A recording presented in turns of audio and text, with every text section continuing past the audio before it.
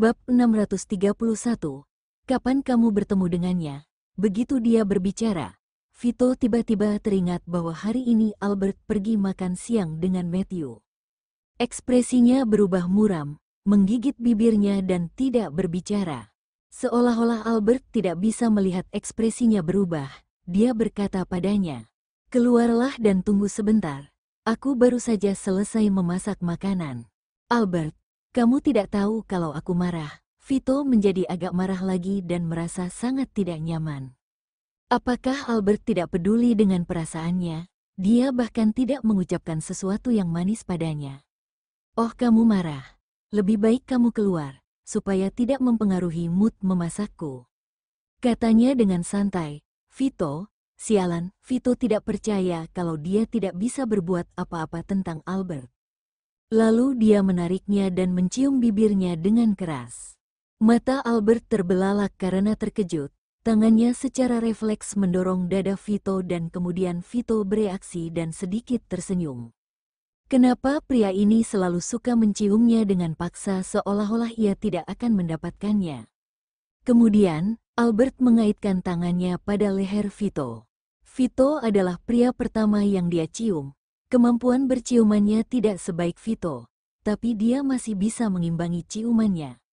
Merasakan responnya yang bergairah itu, mata Vito memancarkan sedikit kebahagiaan dan memperdalam ciumannya. Entah sudah berapa lama, stop, Albert terkesiap dan terengah-engah, meraih telapak tangan Vito yang sedang mengangkat setengah kemejanya ke atas untuk menghentikannya. Vito menarik napas dalam-dalam, berusaha keras menahan hasrat di tubuhnya dan memeluknya lebih erat. "Albert, bolehkah aku melakukannya padamu malam ini?" Mendengar arti dari perkataannya, Albert menggelengkan kepalanya dengan keras. "Tidak, keluarlah, aku mau memasak." Meskipun dia memutuskan untuk memberi satu sama lain kesempatan lagi, tetapi apa yang Vito minta, itu terlalu cepat. "Kedepannya kamu tidak boleh makan dengan Matthew, kamu dengar? Kalau kamu tidak patuh, aku punya banyak cara untuk membuatmu patuh." Dia mengancamnya dengan keras dan menarik pakaiannya ke bawah. "Kami sudah saling kenal sebelumnya dan Matthew setahun lebih muda dariku, jadi aku memperlakukannya sebagai saudara dan teman." Albert menjelaskannya dengan sedikit tidak berdaya. Dia tidak berpikir bahwa Matthew tertarik padanya. Selain itu, Matthew tahu kalau dia sudah jadi ibu dari seorang anak dan juga tahu bahwa dia sudah memiliki buku nikah dengan Vito. "Kapan kalian berdua bertemu? Kok aku tidak tahu?" Vito menjadi lebih kesal. "Sudah lama banget, kamu keluar dulu, kita bisa membicarakannya setelah makan malam."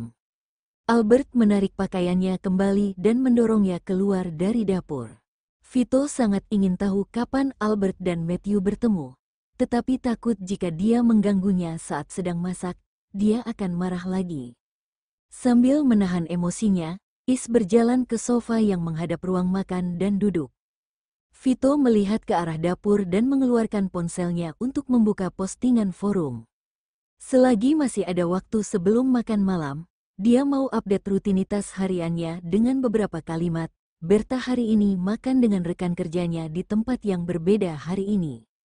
Aku bilang ke depannya aku tidak mengizinkannya untuk makan dengan orang itu. Tapi Berta bilang dia sudah lama bertemu orang itu. Ya, aku tidak tahu sih, mereka sudah saling kenal sejak lama." Menurut kalian, sudah berapa lama Berta dan rekan kerjanya saling kenal? Netizen 1, "Wah, aku terkejut kalau kamu punya saingan. Seseorang berniat merebutnya dari pria kaya dan berdiam diri menunggunya seperti sedang menonton pertunjukan." Netizen 2, "Dari dulu, anak kecil saja tidak perlu menebak tapi sudah tahu mereka saling cinta." Netizen 3, "Teman masa kecil dan yang semacamnya terlalu romantis, berpura-pura sebagai rekan kerja, padahal ingin merebutnya dari pria kaya." Netizen 4, "Kalau dari dulu, mungkinkah mereka bertemu saat masih kecil di sekolah? Atau di kampus? Biasanya mahasiswa dari seluruh dunia berkumpul di universitas. Juga hubungan antara pria dan wanita tidak ada yang tulus. Kecuali, semakin jelek wajah mereka, semakin tulus juga persahabatannya." Pria kaya sudah sejak lama tidak memposting fotonya. Teman masa kecilnya pasti lebih jelek daripada pria kaya. Tapi mungkin saja Berta akan menyukainya daripada pria kaya. Vito menatap komentar yang bilang kalau akan menyukainya. Ia jadi sangat marah dan hampir menjatuhkan ponselnya. Sekelompok netizen ini dulu bilang mengidolakannya, tapi sekarang mereka berubah pikiran dan membencinya. Setelah memikirkannya, mustahil kalau keduanya bertemu di universitas, karena Matthew bersekolah dan berkuliah di luar negeri, sementara Albert di kota Leicester. Juga, jika mereka saling kenal sebelumnya, kenapa Albert tidak menyebutkan bahwa dia teman lama Matthew setelah dia bergabung dengan kru? Menolak untuk percaya apa yang ditebak oleh netizen dan dia juga tidak bisa memikirkan petunjuk. Membaca komentar beberapa netizen bahwa mereka ingin memancing emosinya, Vito dengan marah mengetik, "Oke, wajah tersenyum, aku marah dan aku tidak akan update rutinitas harianku lagi." Setelah menunggu beberapa menit, melihat komentar di postingannya yang ramai dan berkata, "Pria kaya jangan marah, kami hanya bercanda atau semacamnya." Vito pun mencibir dan mengatur postingan itu menjadi privasi sehingga hanya bisa dilihat oleh dirinya sendiri.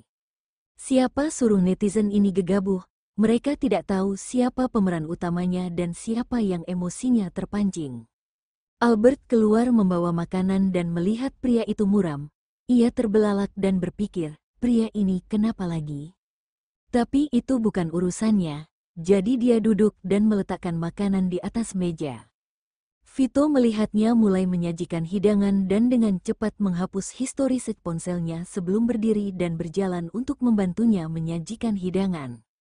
Sambil makan, Vito tidak sabar untuk bertanya, "Kapan kamu bertemu Matthew?" "Saat aku masih kecil," jawabnya. "Saat umur berapa? Kok kamu bisa bertemu dengannya? Di mana kamu bertemu?" Vito terus bertanya. Dalam hatinya berkata, ternyata iya. Netizen-netizen itu menebaknya dengan benar. Albert mendongak dan menatap pria yang duduk di depannya.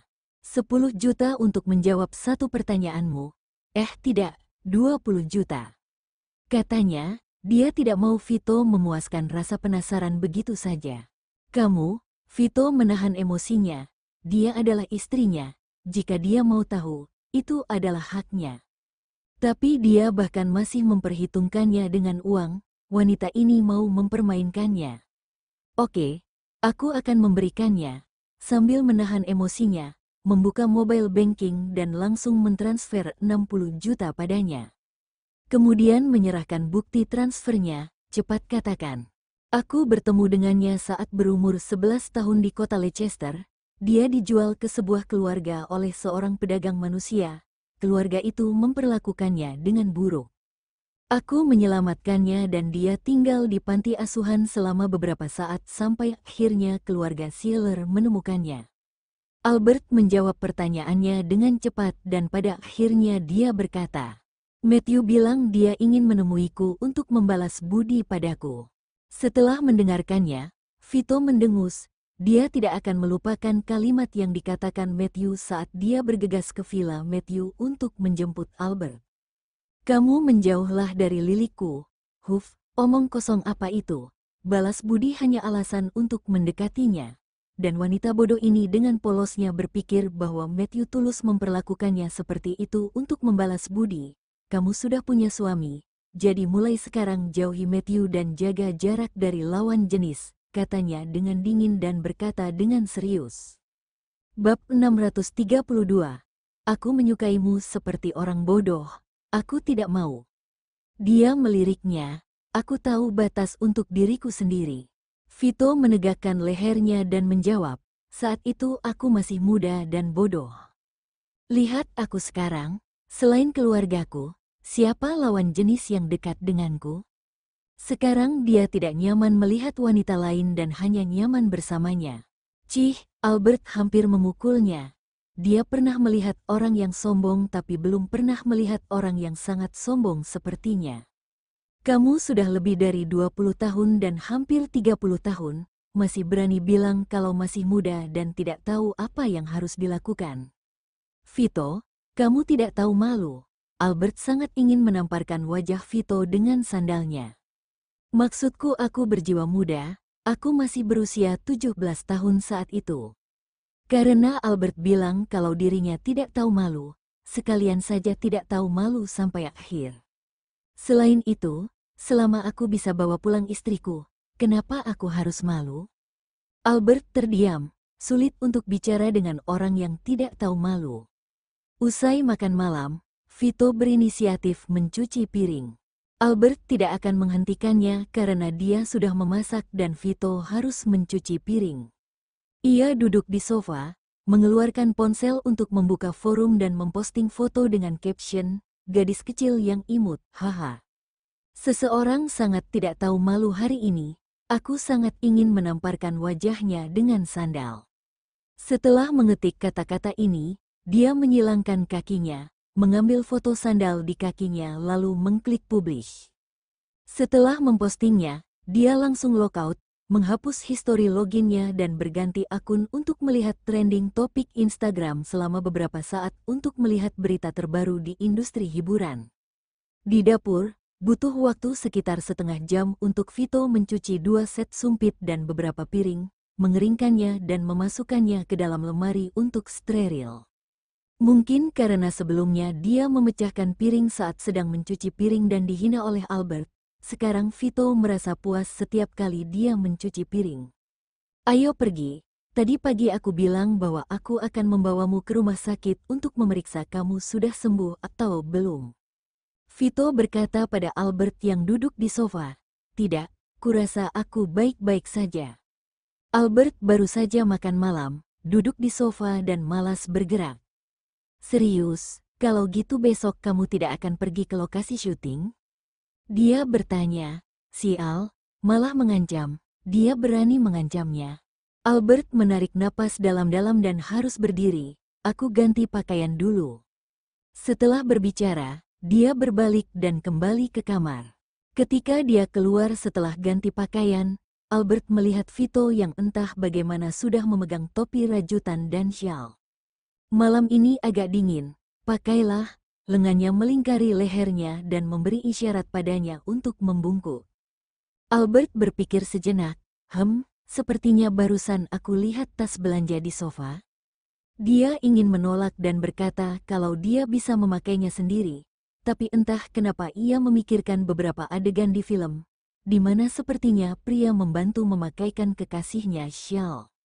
"Kekasih, seharusnya seperti ini kan?" Jadi Albert memasukkan tangannya ke dalam saku jaketnya dan membungkuk ke arahnya sehingga Vito bisa membantunya memakaikan topi dan syal untuk dirinya.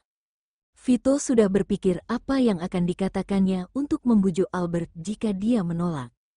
Tanpa diduga, Albert sangat patuh dan ia langsung memakaikan syal untuknya. Setelah selesai, Albert melihat bahwa Vito memakaikan syalnya dengan cukup baik dan ingin menggodanya. "Melihat caramu, sepertinya cukup berpengalaman. Sebelumnya kamu pernah bantu memakaikan syal untuk banyak orang ya?"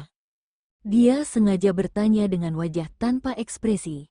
"Tidak, tidak, sama sekali tidak."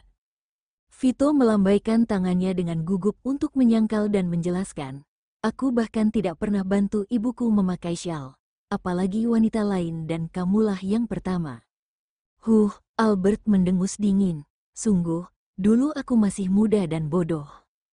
Hubunganku dengan wanita-wanita itu hanya untuk kebutuhan fisik, uang dan barang." Vito memegang tangannya erat-erat. "Saat itu aku berada di usia yang punya keinginan kuat. Aku juga pikir kalau selama aku hidup aku tidak akan pernah bisa jatuh cinta dengan seorang wanita seperti orang bodoh. Aku bisa melakukan apapun yang aku mau. Jika aku tahu akan bertemu denganmu, aku pasti tidak akan main-main dan menjaga kesucian tubuhku untukmu." Menjaga kesucian diri untuknya, Albert menatapnya dengan jijik. "Bagaimana dengan sekarang? Sekarang aku menyukaimu seperti orang bodoh." Dia akhirnya menyadari kalau Albert tidak benar-benar marah dan segera berkata sambil tersenyum. "Kamu bilang gitu seolah-olah harus jadi orang bodoh untuk menyukaiku." Albert menyipitkan matanya dan nadanya seperti mengintimidasi. Vito pura-pura tidak mendengarkannya dan menjelaskan. Kamu terlihat cantik dengan syal. Aku baru belajar dari nonton video. Aku sangat pintar ya. Apapun yang aku pelajari, aku bisa mempelajarinya dalam waktu singkat. Vito tidak sebodoh itu untuk terus menempatkan dirinya dalam resiko topik yang dibahasnya bisa membuat mereka bertengkar dan harus segera dialihkan. Albert yang mendengar perkataannya merasa ingin memukuli pria pembohong ini sampai mati. Tapi dalam hatinya diam-diam memutuskan ke depannya tidak mengungkit masa lalu Vito. Dia bukan tipe orang yang membahas kesalahan masa lalu dan tidak ingin menjadi seperti itu. Memikirkannya saja, rasanya sudah sangat mengerikan dan menyakitkan jika harus terus membahas kesalahan seseorang di masa lalu. Kemudian setelah membantunya memakai topi, Vito membawanya ke rumah sakit. Setelah pemeriksaan, dipastikan bahwa tubuhnya sudah sehat tapi untuk sementara dia harus memperhatikan kesehatannya supaya tidak sakit lagi. Vito mengantarnya kembali ke rumahnya. Sudah hampir jam 10 lalu menyuruhnya tidur lebih awal dan ia pun langsung pulang. Albert mandi dan berbaring di tempat tidur untuk memakai masker. Mengambil ponselnya yang baru dibeli, dia memeriksa forum dan melihat bahwa postingan pria kaya itu tidak bisa dibuka. Dia merefreshnya beberapa kali, tapi masih seperti itu, dia jadi sedikit bingung. Berpikir bahwa link postingan favoritnya sudah tidak valid, Albert kembali ke home dan menemukan bahwa postingan asli pria kaya itu yang sebelumnya sudah disematkan oleh pemilik forum, tapi sekarang sudah hilang. Dan artikel pertama di bagian atas berjudul, "Aduh, pria kaya ini marah dan menghapus postingannya." Marah dan menghapus postingan, Albert mengerutkan kening, pelan-pelan coba mengingat apakah ada yang salah dengan Vito hari ini. Mungkinkah Vito menghapus postingan itu dengan marah, karena tadi dia makan siang dengan Matthew? Setelah tersadar, Albert mengklik postingan itu untuk melihat apakah itu seperti yang dia duga. Dia tidak tahu apakah harus memuji pemilik akun gosip ini karena langsung meng-screenshotnya. Di awal postingan, ada screenshot alasan kenapa pria kaya itu menghapus postingannya. Pria kaya itu memberitahu mereka bahwa Berta makan siang dengan rekan kerjanya, bertanya menurut mereka sudah berapa lama Berta dan rekan kerja itu saling kenal. Akhirnya, ada beberapa netizen mendukung rekan kerja itu, tapi juga bilang kalau orang itu mau memancing kemarahan pria kaya. Pria kaya itu marah dan memposting lagi, tapi dalam beberapa menit, postingan itu sudah hilang. Saat ini, di rumah sebelah, Vito juga membuka forum. Sama seperti Albert, sedang melihat komentar yang membicarakan postingannya yang dihapus. Ia melirik isi postingan sekilas dan kemudian meng-scroll komentar, berpikir bahwa komentarnya sangat menyenangkan.